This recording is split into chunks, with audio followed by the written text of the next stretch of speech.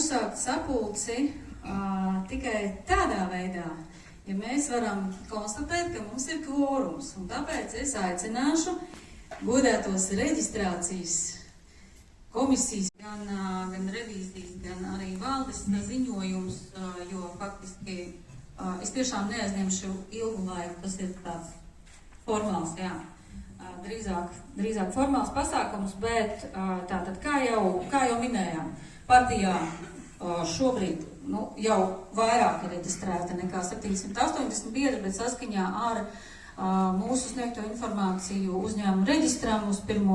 martu ir tātad reģistrēta 780. Piemiņa arī mēs un valde un sekretariāts.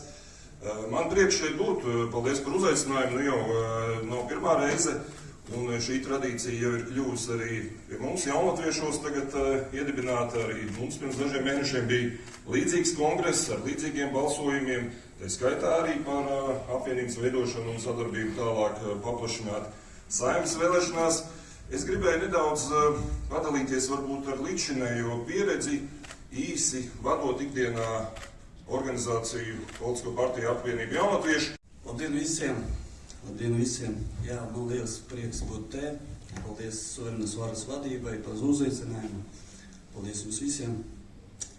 Šodien principā pagāja gads, kad es atceros, es gāju pie dažiem politiskiem spēkiem, runāju par apvienošanu, lai startētu pašvaldības vēlēšanu visiem kopā, tieši vēlētāju labā. Он тише яунлатвишу, сетя, которую сливается всякая информация, решение членов правления, оно однозначно, мы идем вместе. Все наши лучшие кадры будут делегированы непосредственно в это объединение, будем работать вместе. Со своей стороны, готов обещать, что мы будем выкладываться на все 120% и делать все возможное, что от нас зависит, для того, чтобы был результат. И, конечно же, мы поддерживаем Юлию Степаненко. Я думаю, что лучшего кандидата, не в обиду всем остальным, не может быть. И нет, это человек и с опытом, это человек, который знает, что он говорит. И главное, что этот человек каждый день трудится, не покладая рук. Но что самое еще важное, почему именно с этими партиями? Потому что в 2025 году я ходил ко всем партиям, ища возможность объединения ради людей, ради народа, для того, чтобы не было так много политических партий, для того, чтобы мы все объединились и работали вместе. И именно Младалатыши и Суверена Вара были те партии, которые были готовы объединяться ради народа, ради людей, ради своей страны. Почему еще важно это объединение для меня лично? Потому что это 30-летний вопрос, касающий скалды и валды, когда делят по этническому вопросу, это как раз показывает то, что вот мы объединяемся, что латыши русские, наконец-то мы вместе и готовы работать и решать не те надуманные вопросы, которые нам, простите, каждый день пытаются втереть и отвлечь наше внимание, а решать реальные вопросы, которые касаются людей. Еще это важно то, что именно эти партии показали, что есть такой Лапс Латвиш Тейцинс, как Ир Рунатая, Ир Даритая. Вот как раз Младалатыши, Русский Союз Латвии, и нашу партию всегда относил к тем, кто не говорят, а делает.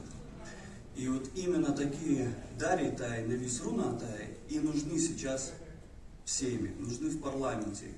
Мы видим те политические партии, даже в оппозиции, которые получают огромное государственное финансирование на протяжении последних 4 лет, более 1,5 миллиона, 500 000 в год получали. И что они делали? Одни не занимались никакой конкретной работой, а после сбежали и теперь позорят нашу страну. Есть те, которые делают вид и в попытке все время сидеть на 2 стульях, работает тоже в неинтересах людей. И в лучших традициях согласия, в кавычках, сливаются, когда идут вопросы по русским вопросам в парламенте. Я уверен, что это, конечно же, огромная ответственность, наше объединение, которое, я уверен, зайдет в Сейм, и придется доказывать не словом, но очередной раз делом, на что мы способны, и я думаю, что у нас все получится. Я уверен, что у нас все получится, потому что за нами правда, а главное, результата добиваются те, и это показывает уже практика, никто из грязи в князи вылазит в парламент, а кто по кирпичику создает будущее, свое будущее и будущее своей страны. И на своем примере хочу сказать, что в 2021 году мои были первые выборы, и именно элементарной своей работой ты добиваешься результата. Начиная с земли, начиная с уровня самоуправления. Но дальше идешь и ставишь себе цель расти и достигать результата. Поэтому я думаю, что нам все получится, но Юля уже сказала о том, что это не будет простое время. И я в этом уверен, это не будет простое время. Никто просто так, не став в парламенте, и власти нам не даст. Поэтому этот период будет грязных интриг, игр, обливания грязи наших лидеров во всех краях. Поэтому сегодня мой призыв о том, чтобы, и в том числе к вам, как к членам и гостям Суверенной Вары, кто сегодня участвует на съезде, поддерживать своих лидеров, быть вместе и на все нападки не пропускать и отвечать хуком. Все, большое спасибо и всем хорошего вечера.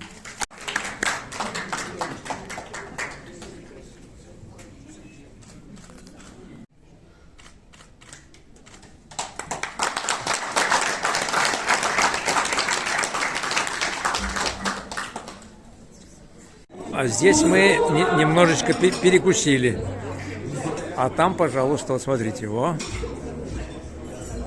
зал.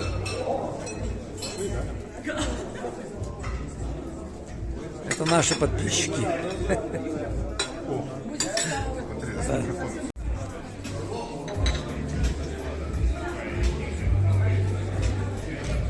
Abols kundze, kur tad jūs ejat?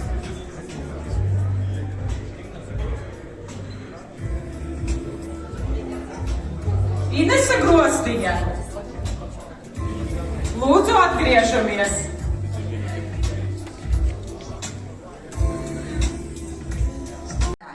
Man paties prieks un gods būt kopā ar jums. Paldies milzīgs! Es uzskatu, ka mūsu panākumu rezultāts slēpjas tieši komandas darbā. Tieši tā, ka mēs varam saliedēties. Tieši tajā momentā, ka mums ir lielisks līderis, tieši līderis. Nevis vadonis, nevis buldozers, nevis kaut kāds imidžs izdomāts, bet spilgts, profesionāls un kompetents līderis Julija Stepaņenko. Un es esmu pateicīga viņai par to pieredzi, zināšanām, ko viņa dalās ar mums. Cerības stariņu. Šodien es droši varu pateikt, mēs esam iedeguši šo cerības stariņu, un tas vairs nav tikai stariņš. Šodien suverēnā vara ir domē. Mēs esam ielauzušies tur, kur agrāk valdīja tikai savējie, un vara jau ir izrādījusi bailes no mums. Ja mēs nebūtu nekas, viņi mūs ignorētu, bet fakts, ka pret mums raksta dažādus iesniegumus un mēģina apmelot, nozīmē, mēs esam kļuvuši par draudu viņu sistēmai.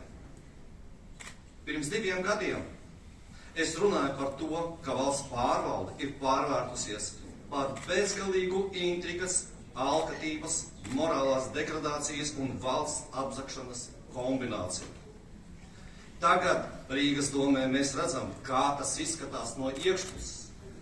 Komitejas, kurās budžets tiek dalīts savējo starpā, iepirkumi, kur tautas naudu sauc par resursu un ko cenšas klusi sadalīt savā starpā, lēmumi, kas skaidri nostāda varu pret sabiedrību, nevis kopā ar to.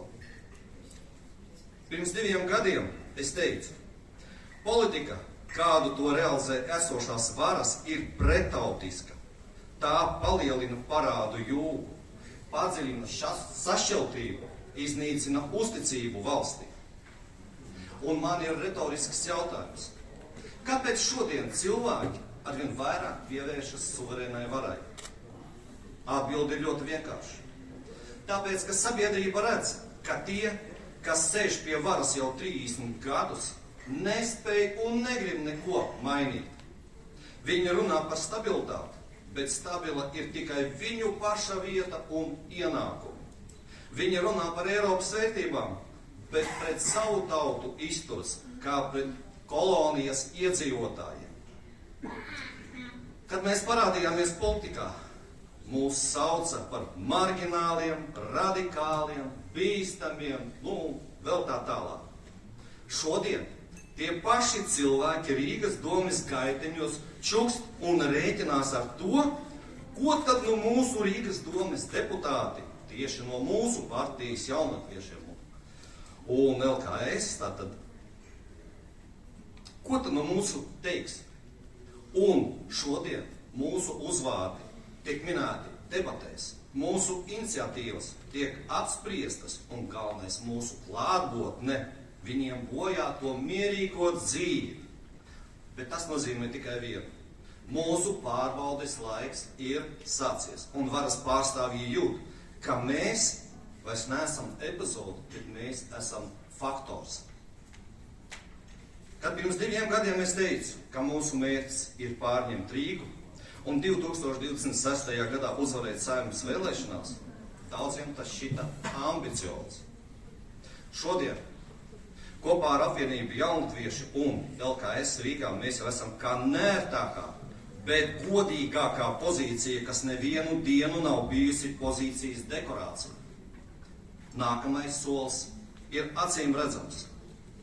To, ko esam iesākuši Rīgā, un tas ir budžeta atmaskošana, nelietderīgo tēriņu bremzēšana, politiskās liekulības atsekšana, tas mums ir jāturpina Saeimas un valdības līmenī.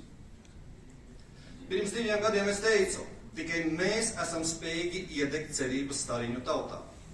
Šodien es saku, ar cerību vien vairs nepietiek. Latvijas tautai vairs nepietiek ar protestiem un petīcijām, totēmiem un skaistiem saukļiem. Latvijas tautai vajag, lai suverēnā vara no cerības simbola kļūst par varas pārņemšanas projektu. Tas ir par instrumentu, ar kuru tauta paņem atpakaļ to, kas tai satversmē jau sen ir piedāvāts. Tas ir suverēno varu. Tāpēc šodien es nevienu no jums neaicinu vienkārši aplaudēt pareizajiem vārdiem. Es aicinu katru sev godīgi pajautāt, vai esmu gatavs darīt vairāk nekā pirms 2 gadiem? Vai esmu gatavs ne tikai kritizēt šo sistēmu, bet paņemt uz sevi atbildību? Sarunās ar cilvēkiem, kandidēšanā, darbs komisijās, budžetos, lēmuma pieņemšanā. Mēs jau esam pierādījuši, ka kartelis var ieplaisāt, bet tagad ir jautājums, vai mēs spēsim to salauzt līdz galam? Ja mēs šobrīd atkāpsimies, paliksim tikai par spilgtu meteorītu vēstures malā. Ja mēs tagad ejam līdz galam, mēs varam kļūt tieši par to paudzi, kas beidzot pārtrauc 30 gadu politisko krāpšanu un atdod Latviju tās īstajam saimniekam, tautai. Es visu savu dzīvi esmu veltījis armijai. Esmu viens no tiem, kas atjaunoja robežsardzi un Latvijas armiju. Es zinu, ko nozīmē klausīt pavēlēm, un zinu arī, ko nozīmē uzņemties personīgu atbildību par izšķirošiem lēmumiem.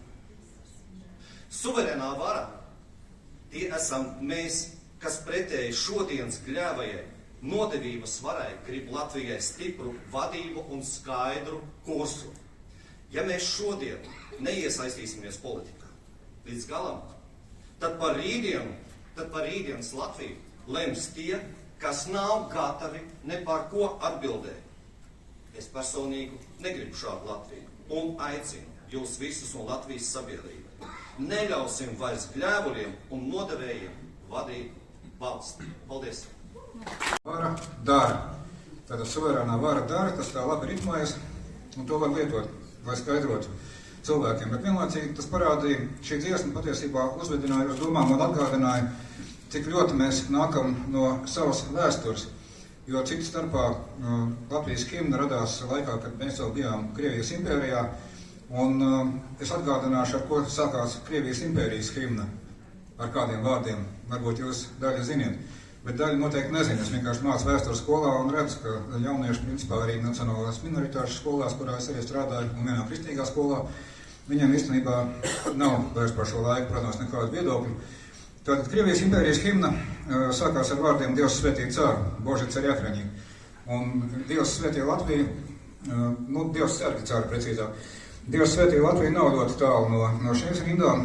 Tas nozīmē vienkārši, ka toreiz cilvēki uzskatīja, ka Dievs ir jāpiemina valsts himnā un viņa svētību iegūt, tas ir svarīgi. Un tagad, kad mums mēģina to vēsturi izsvītrot, kad patiesībā, ja mēs palūkojamies uz Otro pasaules karu, tad apmēram 100 000 karoja katrā no pusēm, un mūsu teritorijā austrumu un rietumu 20. gadsimtā mainījās ar vietām 7 reizes, ja kāds nezināja 7 reizes. Tas nebija tikai 91. gads, un tas nebija arī tikai 14. un 18. piemēram, vai 19. Tā kā mums ir ko mācīties no vēstures un citas starpā jaunlatvietis Krišjāns Valdemārs, pa kuru daudzi, pa viņu vārdā nosaukto ielu daudzi no jums ieradās šodien uz kongresu. Lūk, jaunatvietis Krišjāns Valdemārs patiesībā piedāvāja tādu ekonomisko modeli, vienīgo patiesībā, kurā Latvija var pastāvēt. Tas ir izmantojot reāli savu geogrāfisko stāvokli. Un tāpēc mums ir jāpadzen no varas tie, kas tagad saka, ka vajag izjaukt sliedes, un tā tālāk tieši otrādi sliedēm ir jāstrādā mūsu ekonomikai, un tikai tad mēs varēsim īstenot to sapni, lai bērni, kas beidz skolu, tiešām paliek Latvijā, lai šeit dzimst bērni, un lai šeit tas vispār viss var notikt.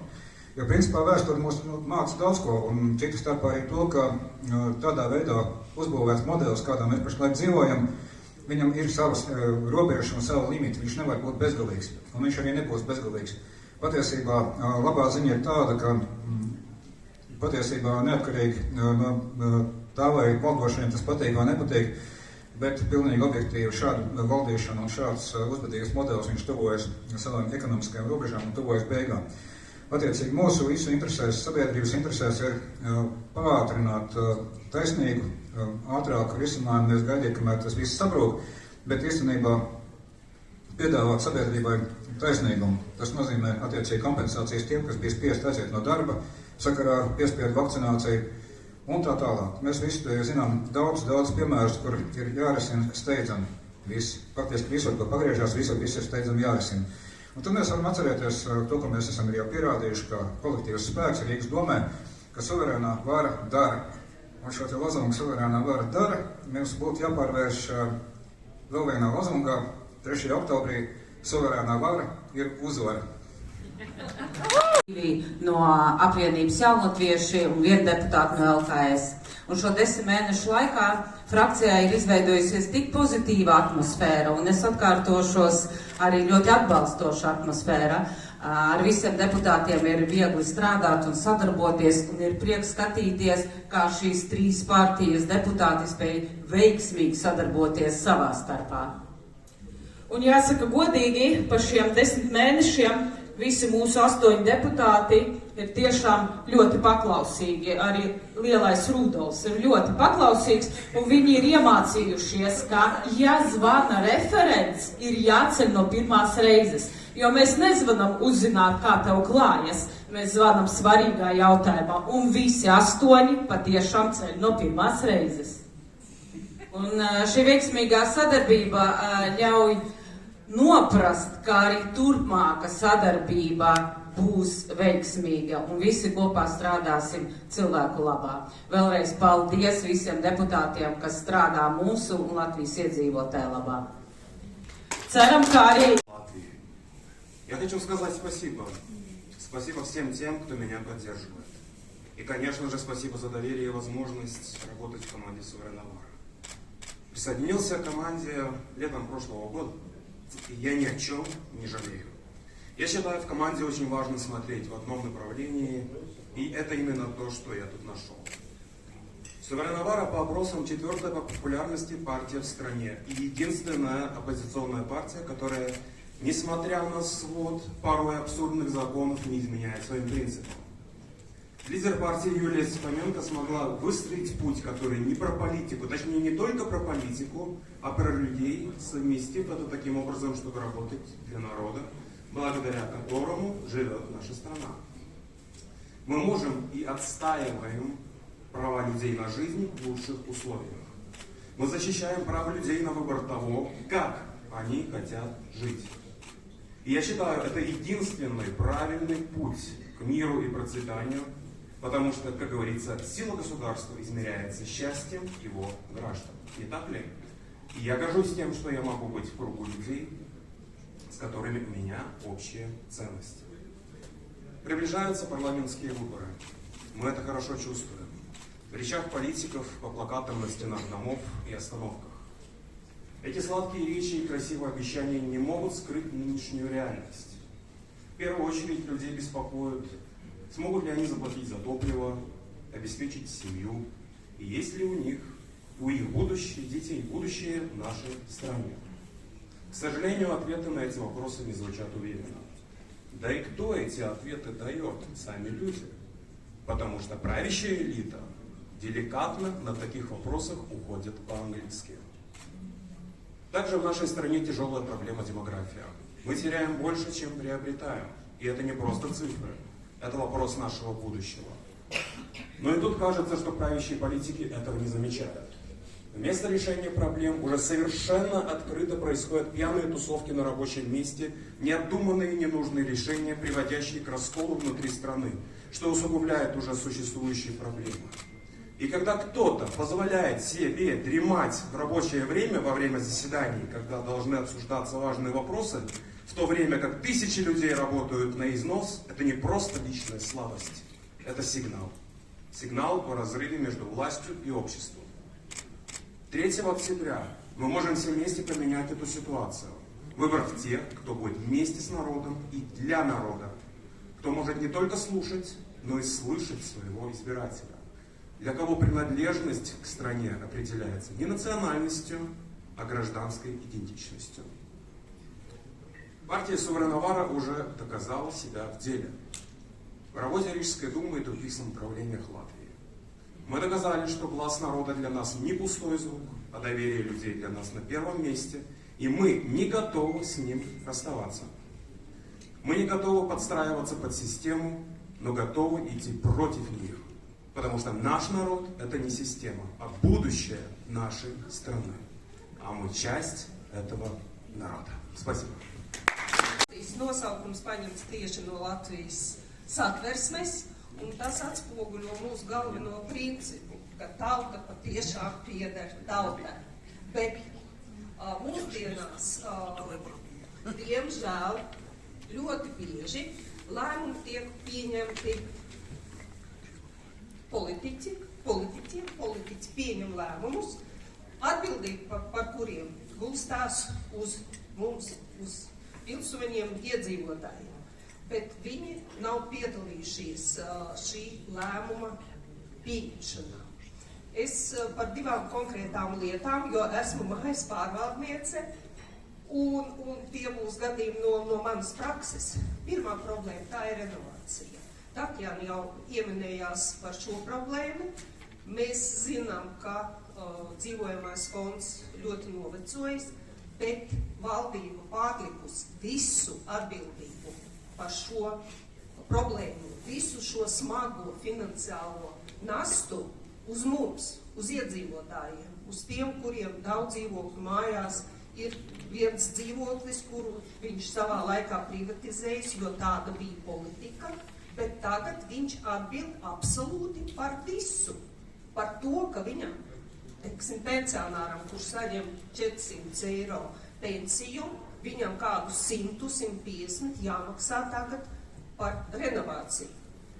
Nav nekāds izbrīnums, ka cilvēki izvairās pieņemt tādu lēmumu, bet jo tālāk, jo vairāk, tie lēmumi ir uzspiesti, atviegloti tie noteikumi, pēc kuriem tiek pieņemts lēmums, ka māja būs renovēta. Un cilvēki paliek, viņi iekrīt tādā finansiālā atkarībā. Es jau ieminēju, ka esmu mājas pārvaldniece, mūsu māja ir renovēta.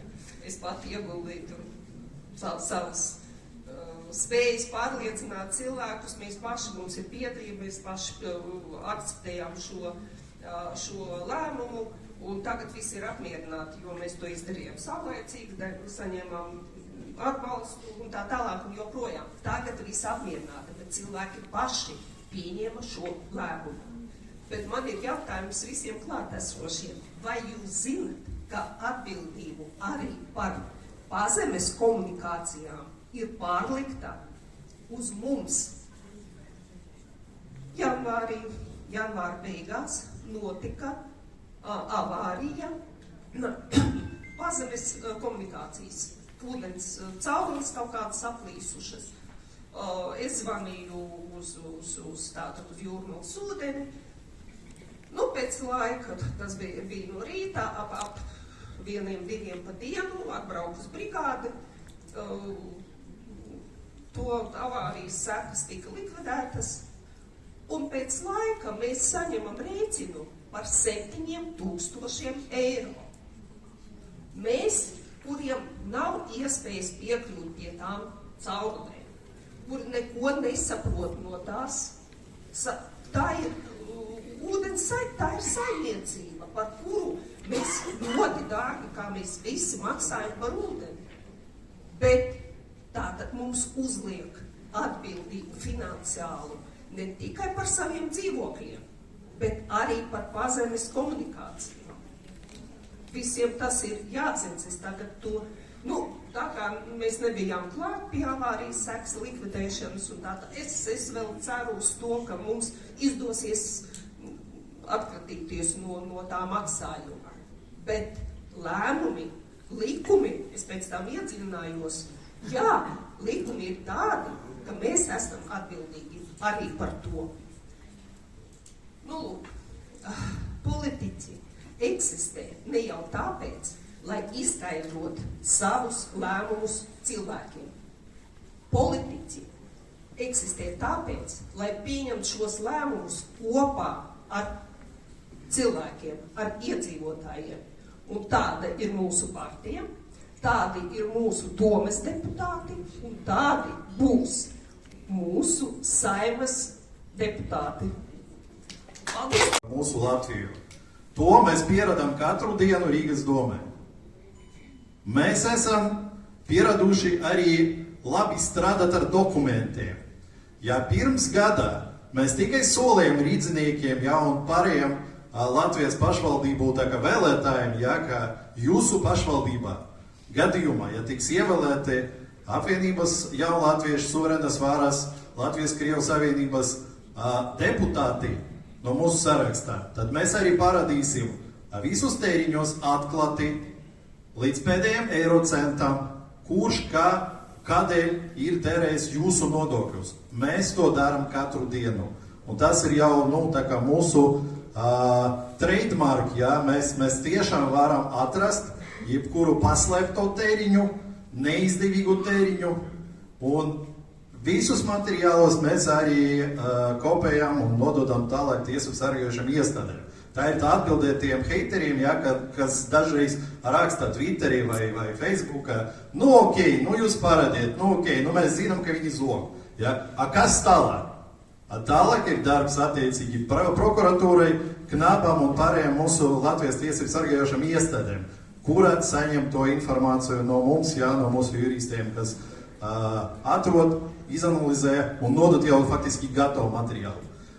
Ar ko šīs vēlēšanas atšķirsies no vēlēšanām gadu iepriekš, ar izmēriem, ar maštābu, ar to, ka valsts budžets ir 10 reizes lielāks kā galvaspilsētas budžets. Ļoti vienkārši. Ja Rīgas budžets ir 1,7 miljārdi eiro, tad valsts budžets ir 17,9 miljārdi. Tad precīzi 10 reizes lielāks. Līdz ar to 10 reizes lielākas iespējas zakt tiem, kuri šobrīd ar to nodarbojas. Un 10 reizes lielākas iespējas viņus arī noķert pie rokas, un aizvest viņus tur, kur viņiem ir vieta cietumā. Līdz ar to, kolēģi, mēs esam paguvuši pirms gada sastādīt sarakstus katra Latvijas pašvaldībā.